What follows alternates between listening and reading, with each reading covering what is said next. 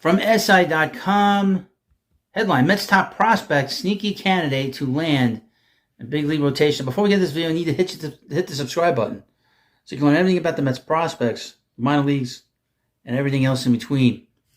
That has nothing to do with the Major League Club. The New York Mets top pitching prospect has a chance to earn a spot in the big leagues this season.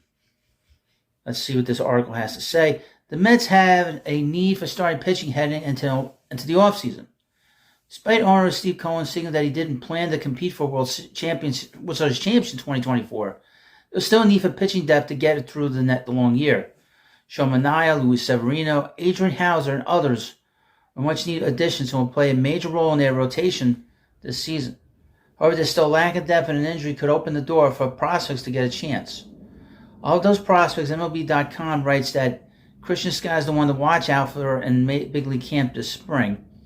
Scott is 24 years old, posted a 2.57 ERA across 87 2/3 innings pitched at the single A, high A, and double A levels last year. He showed massive growth with their double A affiliate, striking out 77 batters in 62 innings, while holding hitters to a 198 batting average. Scott has a dominant fastball running it up to 97 miles per hour. His slider is regarded as an above-average pitch, and with his command, he could find himself on the Mets' big league roster in 2024. While he has a chance to earn a spot, it's also likely that he will spend most of it, if not all of it, in the minors. New York did, however, show that it's more than willing to call prospects during 2023. It seems to be the case again this year as the front office wants to evaluate who they think can be an impact player moving forward. Scott into spring training with much to prove, but he's shown well every step of the way in his young career. Depending on how the season, Scott could be helped or hurt by the performance on the field. If the Mets struggle, allowing prospects to play should be their priority. If they start to string together some wins, the veterans will likely continue to play as they chase an unexpected player of birth. Now, I would mention that the Mets president of baseball operations has said that he does not expect any Met pitching prospect to make camp out of spring training. He doesn't expect them to make the roster when the Mets come up north, when they play the Brewers on March 28th. So he does not expect them to do that. I guess he doesn't want to put any pressure on them. And Scott is not the prospect that is closest to the major leagues, by the way. The prospect in terms of pitching is Mike Vasil. He's in AAA. He pitched 5 games in AAA last year, 7 games in AAA last year. And in one of his starts, he had a no-hitter going into the 9th inning. He's the closest to the major leagues. He's more of a back-end starter. Christian Scott has a chance to be a really interesting middle of the rotation, possibly top of the rotation starter. At the low end, he could be a number 3 starter. If he takes a step forward with his breaking stuff, he could be an elite pitcher. But he needs time to develop because through college, Scott was a reliever. The Mets converted him as a starter when they drafted him in 2021. He was drafted by the Zach Scott group, the Zach Scott front office. So that is very interesting. I want to mention something. I want to talk about how the Mets have not drafted a lot of good players over the last few years that have made it to the majors. The Mets have had a lot of instability in the front office, and they've had a lot of instability with the manager. Since 2017, the Mets have had at least 6 people running the front office.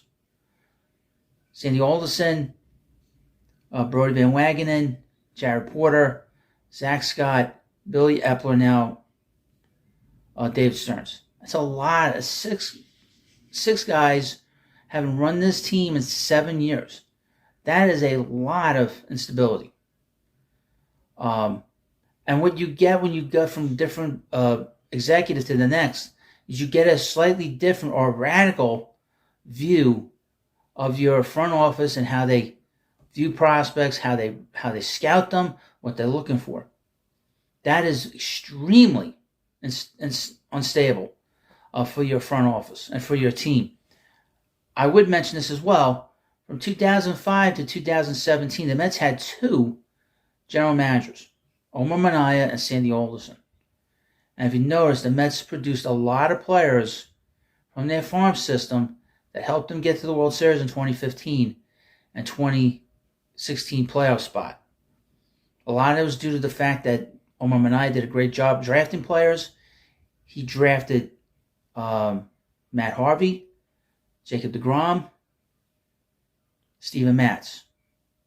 So keep that in mind, as well as Sandy Alderson brought in Noah Syndergaard, brought in Travis d'Arnaud, drafted Michael Conforto. He also drafted Pete Alonso and Jeff McNeil.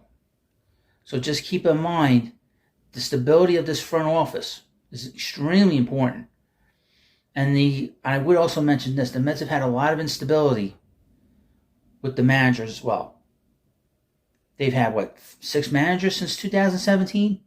Terry Collins, Mickey Callaway, Carlos Beltran, Luis Rojas, Buck Showalter, and now Carlos Mendoza. That's 6 managers in 7 years.